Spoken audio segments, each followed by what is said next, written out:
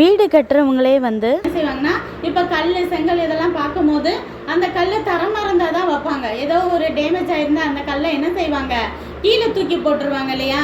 அது போல என்னது, நீங்கள் அற்பமாக நினச்சி இயேசுவை கீழே தூக்கி போட்டுட்டீங்க, வேணாம் சொல்லி ஒதுக்கி போட்டுட்டீங்க, கொன்னுட்டீங்க.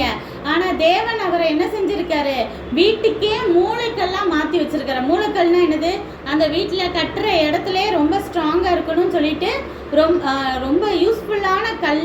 என்ன கல்? மூளைக்கல். சரியா?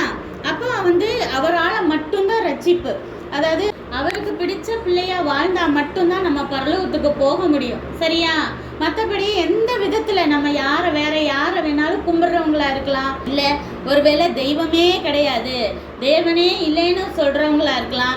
அவங்க ஒருவேளை இங்கே பெரிய பெரிய பொசிஷனில் நல்லா சம்பாதிச்சு பெரிய பெரிய பங்களா வாங்கி நல்லா செழிப்பாக சந்தோஷமாக இருக்கலாம். ஆனால் இந்த பூமியில் வேணால் அப்படி இருந்துக்கலாமே தவிர பரலோகத்துக்கு போக முடியாது. பரலோகத்துக்கு போகணும்னா ஒரே ஒரு டிக்கெட்டு, நம்ம ரட்சிக்கப்பட்டவங்க